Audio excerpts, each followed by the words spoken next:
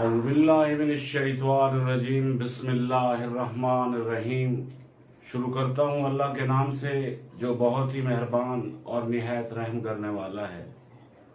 अस्सलामु अलैकुम viewers, welcome to my YouTube channel Rizvi official.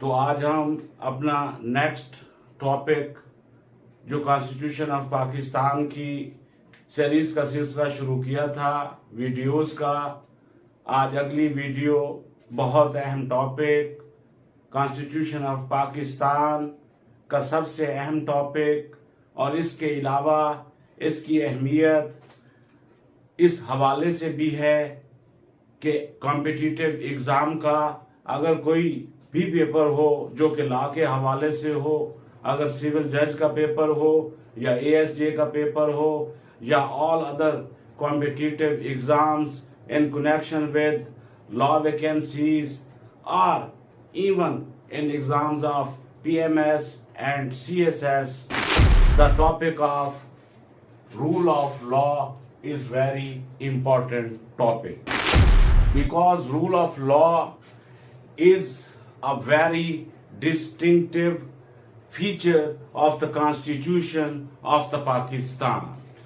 तो आइए आज इस मुख्तसर वीडियो में इस टॉपिक रूल ऑफ लॉ को न सिर्फ पाकिस्तान के हवाले से समझने की कोशिश करते हैं, बल्कि इसका कंपैरिजन एंड इसको यूएसए एंड यूके के कॉन्स्टिट्यूशन के पर्सपेक्टिव के तहत भी देखेंगे कि उधर उन कंट्रीज में इस प्रिंसिपल रूल ऑफ लॉ की कितनी रिकॉग्निशन है और कितनी एप्लीकेशन है। तो आइए अपने टॉपिक का आगाज करते हैं। टॉपिक हमारा है rule of law. Relevant articles हैं आर्टिकल 2A जो कि ऑब्जेक्टिव रेजोल्यूशन के बारे में है, article 4 equal protection of law and treatment in accordance with law of every citizen of Pakistan की बात करता है। इस तरह अगला relevant article article 5 of the constitution of Pakistan 1973 है जो कि loyalty and obligation of every citizen towards constitution and law की बात करता है। तो रेलिवेंट आर्टिकल्स के बाद अब हमारे पास ये पहला स्टेटमेंट जो क्वेश्चन की फॉर्म में है कि is constitution is code of rights only, और दूसरी स्टेटमेंट ये है there is obligation and obedience of the constitution and law। तो आइए पहले इसको देखते हैं कि is constitution is a code of rights only या there is obligation and obedience of the constitution and law is always connected with this principle of rule of law। क्योंकि जहां principal of rule of law की बात होती है तो उसका simply मतलब ये है कि वहां पर हुकूमत की हुक्मरानी नहीं बल्कि कानून की हुक्मरानी है। रूल ऑफ लॉ का मतलब ये है कि nobody is above the law and no functionary and even no organ of the state is above the law. Rather, all citizens of the Pakistan, high ever, and even the Prime Minister of Pakistan and the President of Pakistan and all parliamentarians of Pakistan, according to some condition as imposed by the Constitution of Pakistan, they are all equal in the eye of law under the mandate of principle of rule of law। अब देखना ये है कि ये जो constitution of Pakistan 1973 है, क्या ये सिर्फ फंडामेंटल राइट्स देता है, लोगों को राइट्स ही मुहैया करता है, या उन पर कोई जिम्मेदारी या कोई ऑब्लिगेशन भी इम्पोज करता है। Because it is also well settled ancient legal as well as Latin maxim that when there is a right, there is a remedy. And when there is a right, there is also a liability in accordance with law. इसका मतलब ये है कि constitution of Pakistan सिर्फ rights की बात नहीं करता. अगर वो किसी सिटीजन को राइट देता है तो उस पर से जिम्मेदारी भी आयद करता है कि वो कॉन्स्टिट्यूशन की भी लॉयल्टी करेगा और इसी तरह लॉ को भी फॉलो करेगा, उसे ओबे करेगा. No person and no citizen of the state, चाहे उसका जो भी स्टेटस हो, वो अबव द लॉ नहीं है, बल्कि वो under the principle of rule of law is equal in the eye of law, like all other peoples as he him.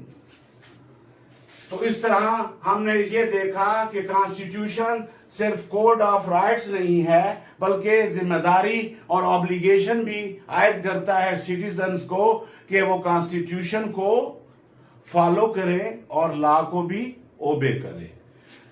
तो उसके बाद अब हम ये देखते हैं कि क्या in perspective of USA and UK and its comparison of it with Pakistan, कि क्या आया जिस तरह पाकिस्तान में principal of rule of law constitution of Pakistan के आर्टिकल 2A, 4 और 5 के मिलाप से a sense of rule of law develop होती है और ये पाकिस्तान की आला अदालतों के मुख्तलिफ फैसला जात में इन्हीं आर्टिकल्स को रेलिवेंट करार देते हुए पाकिस्तान के कॉन्स्टिट्यूशन में भी principal of rule of law को माना गया है, रिकॉग्नाइज किया गया है और इसको दूसरे मुल्कों के साथ मिसाल देकर भी इसका कंपैरिजन और हवाला दिया गया है. इसी तरह हम आज के इस लेक्चर में ये देखेंगे क्या रूल ऑफ लॉ का प्रिंसिपल जिस तरह पाकिस्तान में एप्लीकेबल है उस तरह यूएसए में क्या रूल ऑफ लॉ इसी तरह एप्लीकेबल है और यूके में इसका क्या स्टेटस है. तो सबसे पहले हम यूएसए में देखते हैं कि वहां के chief justice of US supreme court John Marshall हों या जेम्स मैडिसन जो कि founding father of USA constitution development माने जाते हैं.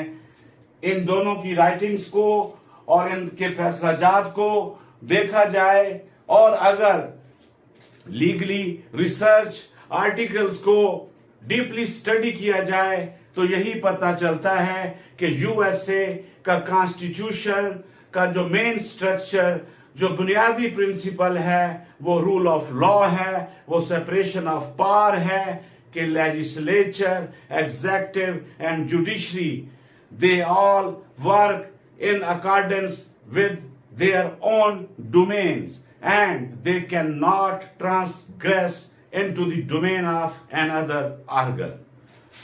इसी तरह यूके में well renowned lawyer A.V. Dicey, who in his famous work the study to introduction of constitution में प्रिंसिपल ऑफ लॉ जो कि रूल ऑफ लॉ की बात करता है उसके बारे में बहुत तफसीली जायजा लिया गया है इस स्टडी में और A.V. Dicey ने principal of rule of law को यूके के कॉन्स्टिट्यूशन जो कि अनरिटन कॉन्स्टिट्यूशन है उसका मेन बुनियादी प्रिंसिपल करार देता है. और इसी तरह लॉर्ड बिंघम की बड़ी मशहूर किताब ऑन रूल ऑफ लॉ अगर उसका भी मुताला किया जाए तो उसकी राइटिंग्स भी यही कहती हैं कि यूके का जितना भी लीगल सिस्टम है, जो कॉन्स्टिट्यूशन है, इवन अनरिटन कॉन्स्टिट्यूशन भी है जो कि कस्टम्स पे बेस करता है ज्यादातर, लेकिन उसमें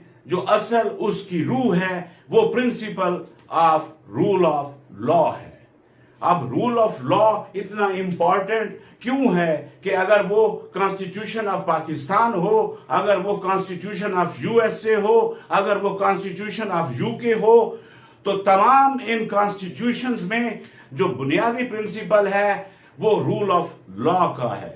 तो इसका मतलब ये है कि रूल ऑफ लॉ जिस कंट्री में होता है, जिस कंट्री में फुली एप्लीकेबल होता है, वहां अवाम की हुकूमत और हुकूमत अवाम की इस तरह नहीं होती कि जैसे उन्होंने वोट दिया, लेजिस्लेचर को मुंतखब किया और वो पार्लियामेंट में गया, बल्कि वहां पर हुकूमत दरअसल कानून की होती है।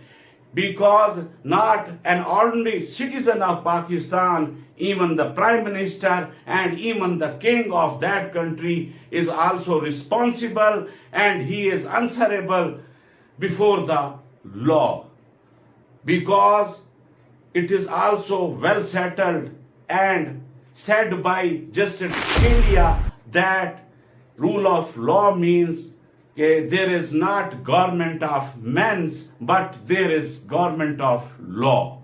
और जब लॉ की गवर्नमेंट होगी, जब लॉ की हुक्मरानी होगी, जब कानून की हुकूमत होगी, तो वो किसी को भी इम्तियाजी नजर से नहीं देखेगा, बल्कि कानून सबको बुनियादी और सबको उनके स्टेटस बल्कि तमाम को एक ही नजर से देखता है। चाहे किसी का स्टेटस बुलंद है या किसी का स्टेटस बहुत कम है, लेकिन कानून उन सबको बराबरी की बुनियाद पर डील करता है, उनसे सलूक करता है। और यही आर्टिकल 4 कहता है और यही आर्टिकल 5 कहता है कि every citizen is bound to obey the law and he is answerable to the law and the constitution।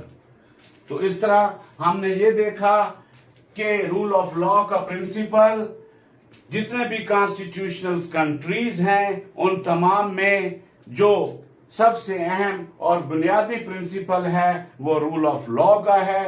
क्योंकि रूल ऑफ लॉ की जब बात आती है तो फिर ये सामने आता है कि वहां पर किसी कोई खास जमात की हुक्मरानी नहीं, हुकूमत नहीं, किसी खास गिरोह की हुकूमत नहीं, बल्कि कानून की हुक्मरानी है और सबके साथ बराबरी की बुनियाद पर सलूक किया जाएगा। जब इस तरह किया जाएगा तो वो रूल ऑफ लॉ कहलाएगा। और जब रूल ऑफ लॉ होगा then organ of the state specially judicial independence होगी। देन एग्जेक्टिव अपनी डोमेन के अंदर काम करेगा। देन लेजिस्लेचर अवाम से जो मैंडेट लेकर आया है वो अपने डोमेन में रहते हुए काम करेगा। और इस तरह जब तीनों इदारे अपनी अपनी हदूद में रहकर अवाम की फलाह व बहबूद के लिए काम करेंगे तो तब कानून की हुक्मरानी क्या वाज़े समर मुल्क तरक्की करता हुआ नजर आएगा। तो इसी के साथ ही इजाजत चाहता हूं। अल्लाह हाफिज।